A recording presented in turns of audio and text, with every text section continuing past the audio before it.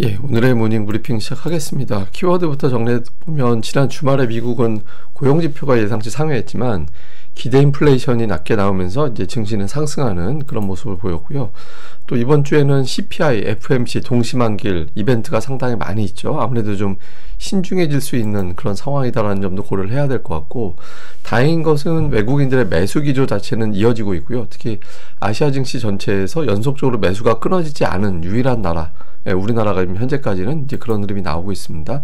그리고 증시 내부적으로는 양도세 이슈가 과연 어떻게 정리가 될 건지, 그리고 코스닥의 순환매 종목 장세, 이 흐름을 좀 주목을 해봐야 될 것 같은데, 뭐 하나하나 보면 주말에 나왔던 미국의 지표는 비농업 일자리 예상치보다 높게 나왔습니다. 그러니까 예상보다 잘 나왔다라는 거고, 지금은 지표가 너무 잘 나오면 금리 인하를 안 하게 된다, 이런 걱정을 하게 되죠. 근데 이거를 조금 상쇄시켜주는 지표도 나왔는데, 미시간대 소비자 심리지수, 그리고 이 기대 인플레이션이 소비 심리는 좋게 나오고 인플레이션은 낮게 나오고 이렇게 됐거든요. 그래서 소비는 유지가 되고 괜찮아지고 인플레이션은 잡힐 것 같고, 이게 이제 연착륙이 되는 거죠. 그래서 전체적인 분위기는 경제가 연착륙이 되나 보다, 이런 어떤 기대감이 조금 더 작용을 하면서 주말에 미증시가 이제 플러스로 마감하는 그런 결과를 만들어냈고요. 주요 종목들을 보면 미국에서 애플이 지금 또 시가총액 3조 달러까지 올라왔습니다. 6주 연속 올라가고 있는데 3조 달러를 돌파해서 여기서 조금이라도 더 올라가서 예를 들어서 한 3조 1000억 달러 이상까지 올라가게 되면 자신감이 조금 더 붙을 타이밍이긴 하죠. 그리고 엔비디아가 굉장히 중요한 자리인데 저점이 400달러, 고점이 500달러. 그러니까 이제 여기서 절반, 450달러가 저점이었거든요. 근데 지금 종가가 475달러였어요. 그러니까 또 하락한 거에 절반 정도 올라왔죠. 그러니까 또 하나의 어떤 변곡점입니다. 이걸 만약에 돌파하게 되면 전고점 돌파할 거다, 이런 분위기가 만들어질 수 있죠. 그래서 엔비디아와 우리나라 관련된 종목군들 흐름 봐야 되고, 그러니까 미국에서 은근히 강한 종목이 자동차 쪽이에요. GM 주가 보다시피 꾸준하게 계속 올라가는 형태가 나오고 있거든요. 이제 한때는 도요타가 전 세계에서 유일하게 강세 보이는 자동차주였는데, 글로벌 시장에서 우리나라 뭐 자동차주도 그렇습니다만 이제 미국에서도 자동차주가 좀 흐름이 잘 나오고 있다더라. 이게 이제 미국 시장에서 세계에 주목할 만한 종목의 변화, 이렇게 보시면 되겠습니다.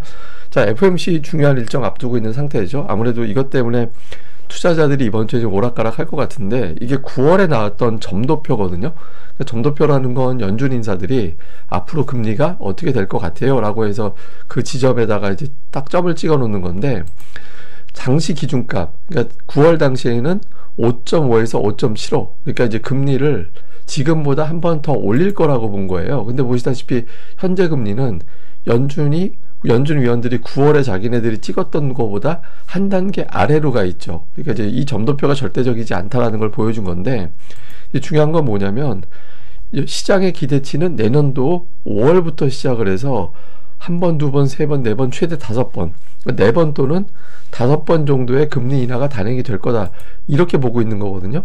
지금 투자자들의 기대치는 4%대 중반 정도까지 내려가는 걸로 기대를 하고 있습니다. 그러니까 지금 요번 주에 이제 점도표가 나올 텐데, 이건 뭐 제가 이제 FOMC 직전에 한 번 더 설명을 드릴 겁니다만은, 근데 연준이 이거보다는 훨씬 더 높게 찍을 가능성이 있거든요. 이거하고 오차가 2칸 정도라면은 시장에서는 무난하다고 받아들일 거고, 턱도 없이 1칸 또는 뭐 2칸 밖에 안 내려가는, 그러니까 거의 금리나 안 할 거야, 이렇게 찍히게 되면 그동안에 금리나 기대감을 올라갔던 거에 일부가 좀 되돌릴 수도 있죠. 그러니까 투자들은 이걸 좀 보고 싶어 할 거고, 여기에 대해서 좀 신중한 그런 모습이 나오게 될 겁니다.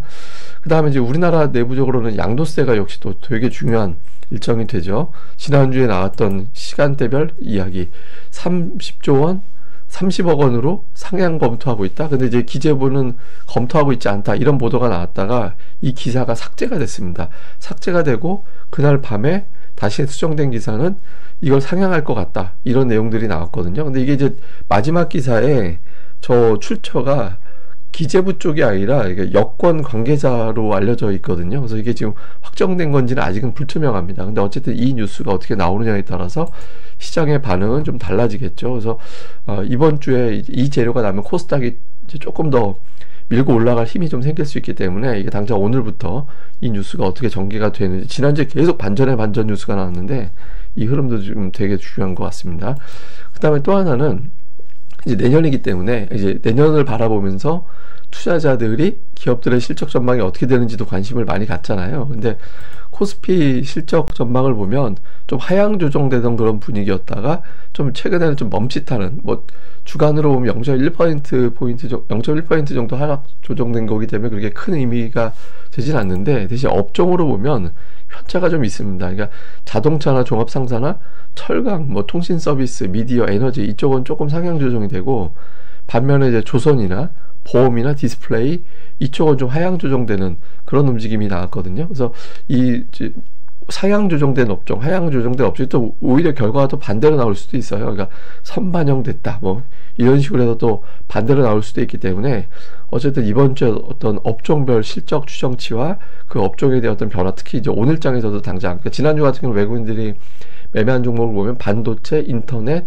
그리고 자동차 이렇게 세 개 매수했거든요. 그러니까 보면 대체로 이제 실적이 이제 올해 바닥을 치고 내년에 좋아진다든가, 실적 대비 실적은 괜찮은데 주가가 좀 빠져있는 이런 종목군들 중심으로 좀 많이 매수를 하는 그런 경향을 보였거든요. 그래서 이런 실적에 대해서 어떻게 이제 수급이 좀 반영이 되는지, 이것도 좀 오늘부터 계속해서 좀 연말이니까 체크를 계속 좀 해봐야 될 것 같습니다.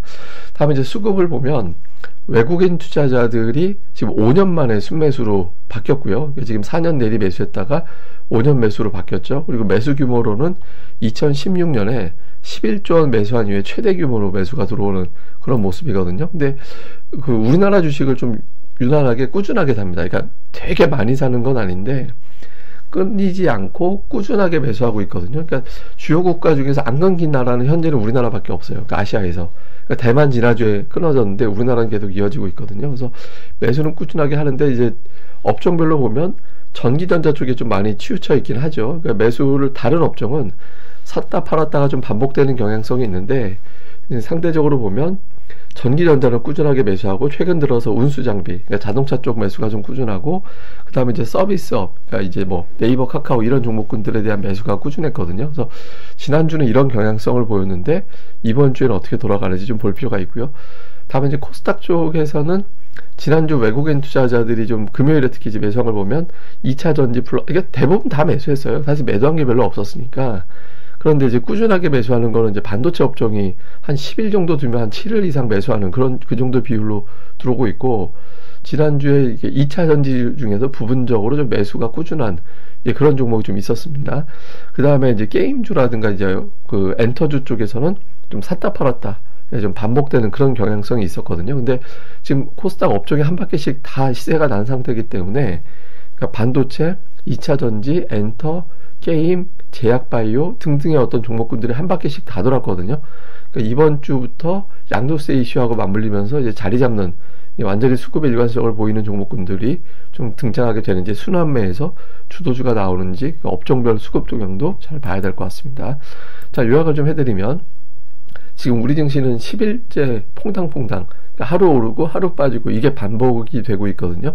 이게 이제 저는 이번 주에 이게 깨질 거라고 보는데, 어쨌든 오늘장에서라도 이런 흐름의 변화가 생기는지, 그 다음에 이제 삼성전자 15조 원을 매수했는데 주가는 12월 들어서 거의 지지부진한 그런 흐름이 나타나고 있거든요. 그러니까 외국인 투자자들이 매수만 계속 하는지 아니면 좀 변화를 주는지. 근데 이번 주에 사실 동시만기가 있어서 삼성전자가 의미 있는 어떤 흐름을 보이기가 사실 쉽지는 않습니다. 근데 어쨌든 외국인 투자자들의 어떤 집중 매수에서 다른 업종으로 좀 분산이 되는지 이것도 좀 볼 필요가 있고요.